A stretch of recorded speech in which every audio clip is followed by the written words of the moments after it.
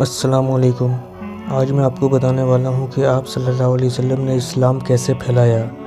اس سے پہلے میں اس ٹاپک پر 2 ویڈیوز بنا چکا ہوں۔ اگر آپ نے ان ویڈیوز کو نہیں دیکھا ہے تو برائے مہربانی ان ویڈیوز کو دیکھیں۔ آج اس ویڈیو میں آپ کو آگے کی باتیں بتانے والا ہوں، جیسا کہ حضرت حمزہ رضی اللہ عنہ رسول اللہ صلی اللہ علیہ وسلم کے چچا نے اسلام کیسے قبول کیا۔ چلیے ویڈیو شروع کرتے ہیں۔ ایک دن اللہ کے رسول صلی اللہ علیہ وسلم کوہ صفا کے قریب بیٹھے تھے۔ وہ یہاں بالکل تنہا تھے جبکہ ابو جہل کا ادھر سے گزر ہوا۔ اس بدترین دشمن اسلام کے لیے نبی صلی اللہ علیہ وسلم کی توہین کرنے کا یہ بہترین موقع تھا۔ وہ نبی صلی اللہ علیہ وسلم کے سامنے آ کر کھڑا ہو گیا اور آپ کو برا بھلا کہنے لگا۔ اس سے جو کچھ بن پڑ سکتا تھا اس نے آپ صلی اللہ علیہ وسلم کی توہین کرنے میں کوئی کسر نہ اٹھا رکھی۔ نبی صلی اللہ علیہ وسلم خاموشی سے اس کی اس بےہودگی کو دیکھتے رہے۔ آپ نے زبان سے ایک لفظ بھی نہ نکالا۔ ابو جہل بالآخر وہاں سے چل دیا اور صحن کعبہ میں قریش کے مجمع میں جمع پہنچ گیا۔ اللہ کے رسول صلی اللہ علیہ وسلم رنجیدہ خاطر وہاں سے اٹھ کر گھر تشریف لے گئے۔ حضرت حمزہ رضی اللہ عنہ رسول اللہ صلی اللہ علیہ وسلم کے چچا اسلام میں داخل ہوتے ہیں۔ اللہ کے رسول صلی اللہ علیہ وسلم وہاں سے رخصت ہوئے ہی تھے کہ آپ صلی اللہ علیہ وسلم کے چچا حضرت حمزہ مخالف سمت سے آ گئے۔ وہ شکار سے واپس آ رہے تھے اور کمان ان کے شانے پر لٹک رہی تھی۔ انہیں دیکھتے ہی کوہ صفا کے قریب ایک مکان سے ایک عورت نکلی اور ان سے گفتگو کرنے لگی۔ ابو جہل کے توہین آمیز کلمات اس کے کان میں پڑ گئے تھے۔ اس نے حضرت حمزہ رضی اللہ عنہ سے کہا، ابو عمار، کاش آپ نے دیکھا ہوتا کہ ابو جہل اب محمد صلی اللہ علیہ وسلم کے ساتھ کس طرح پیش آتا ہے۔ اس نے آج انہیں یہاں بیٹھا پایا اور بہت برا بھلا کہہ کر چلتا بنا، اور محمد صلی اللہ علیہ وسلم نے ایک لفظ بھی جواب میں نہ کہا۔ حضرت حمزہ بہت تندرست و توانا انسان تھے، اور جب انہوں نے سنا کہ یہ کچھ ہو چکا ہے تو غصے سے ان کے جسم میں کپکپی پیدا ہو گئی۔ اگرچہ انہوں نے ابھی اسلام قبول نہ کیا تھا، وہ سیدھے ابو جہل کے گھر کی طرف چل پڑے۔ اس کے سر پر پہنچ کر انہوں نے اپنی کمان اٹھائی، ایک زوردار ضرب اس کے سر پر لگائی اور کہا، کیا تو نے میرے بھتیجے کی توہین کی جرات کرے گا، اب جب کہ میں خود اس کے دین میں داخل ہو گیا ہوں؟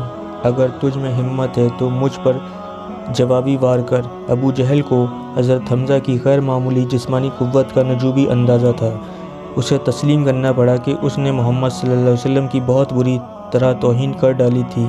یہ معاملہ تو یہیں ختم ہو گیا، مگر حضرت حمزہ اسلام کے حلقے میں داخل ہو چکے تھے۔ حضرت حمزہ کے قبول اسلام سے قریش پر بہرحال کچھ اثر پڑا۔ ان کا قبول اسلام مکمل تھا۔ قریش کو احساس ہو گیا کہ اللہ کے رسول صلی اللہ علیہ وسلم کی پوزیشن پہلے سے کہیں زیادہ مضبوط ہو گئی ہے، اس لیے انہوں نے نبی صلی اللہ علیہ وسلم کو ہراساں اور پریشان کرنے کے اپنے بعض طریقے ترک کر دیے۔ پیغمبر صلی اللہ علیہ وسلم کے ساتھیوں میں دن بدن اضافہ ہوتا جا رہا تھا، اس سے قریش کو بڑی پریشانی تھی۔ اب انہوں نے اس مسئلے کے پرامن حل کی تلاش کا فیصلہ کر لیا۔ عتبہ بن ربیعہ مکہ کے سربر ناموں یعنی کہ لوگوں میں تھا۔ ایک دن تجویز کی کیوں نہ میں محمد صلی اللہ علیہ وسلم کے پاس جاؤں اور انہیں کچھ پیشکش کروں، اگر وہ اس کا ایک حصہ بھی مان لیں تو ہم انہیں وہ سب کچھ دے دیں گے جو وہ چاہیں، اس شرط پر کہ وہ ہمارے معاملات میں دخل نہ دیں گے۔ اب ان سب نے خیال کیا کہ یہ بہت اچھی تجویز ہے۔ عتبہ بن ربیعہ پیغمبر صلی اللہ علیہ وسلم کے پاس گیا اور بیٹھ گیا۔ اس نے نبی صلی اللہ علیہ وسلم سے کہا، بھتیجے، تم قبیلے کے سب سے شریف انسان ہو، تمہیں عزت کا ایک بلند مقام حاصل ہے، اور تم نے اپنی قوم کے لوگوں کو ایک پریشانی میں مبتلا کر دیا ہے۔ تم نے ان کی زندگی کے طور طریقوں کو احمقانہ قرار دیا ہے، تم نے ان کے معبودوں کی برائی کی ہے، اس لیے میری تجویز توجہ سے سنو۔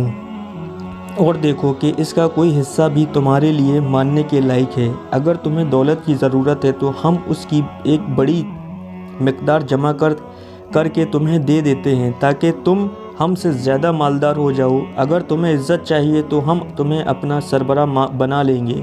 اگر تمہیں قوت و اقتدار درکار ہے تو ہم تمہیں بادشاہ بنا لیتے ہیں، اور اگر وہ بدرو جو تم پر قابو پا لیتی ہے تمہیں نہیں چھوڑ رہی ہے تو ہم تمہارے لیے کوئی علاج کرنے والا تلاش کریں گے اور تمہارے علاج پر اپنی دولت خرچ کریں گے یہاں تک کہ تم بالکل تندرست ہو جاؤ۔ جب وہ اپنی بات ختم کر چکا تو پیغمبر صلی اللہ علیہ وسلم نے اس سے کہا، میں تمہاری بات سن چکا ہوں، اب تم میری بات سنو۔ یہ کہہ کر اللہ کے پیغمبر صلی اللہ علیہ وسلم قرآن کا ایک حصہ پڑھ کر سنایا جو تازہ تازہ اترا تھا۔ وہ عتبہ اس کی زبان کے حسن سے حیرت زدہ ہو گیا۔ پیغمبر نے تلاوت ختم کر کے اس سے کہا، تم نے سن لیا وہ سب کچھ کہ جو میں نے کہا تھا؟ عتبہ اپنے ساتھیوں کی طرف لوٹ کر آیا تو وہ اس کے چہرے کے بدلے ہوئے رنگ کو دیکھ کر ہی اس قدر متاثر ہوئے کہ چیخ چیخ کر کہنے لگے، تم پر بھی محمد صلی اللہ علیہ وسلم کا جادو چل پڑا، تم بھی مشہور ہو گئے ہو۔ عتبہ نے جواب میں کہا، میں نے ایسی تقریر سنی ہے جیسی اس سے پہلے کبھی نہ سنی تھی۔ نہ تو وہ شعر تھا، نہ جادوگرنیوں کے بے تکے بول، نہ ہی وہ منتر یا جادو تھا۔ میں جو کچھ کہتا ہوں اس پر عمل کرو۔ اگر دوسرے عرب انہیں یعنی کہ نبی صلی اللہ علیہ وسلم کو ہلاک کر دیں تو تمہیں ان سے نجات مل جائے گی، اور وہ اگر اقتدار کے مالک ہو جائیں تو وہ قوت و اقتدار تمہارے ہوں گے۔ لیکن انہوں نے اس کا یہ کہہ کر مذاق اڑایا، اس نبی صلی اللہ علیہ وسلم کی زبان کا جادو تم پر بھی چل گیا ہے۔ اس نے جواب دیا، میں نے تمہیں اپنی رائے دی ہے، اب تم جو مناسب خیال کرو اس پر عمل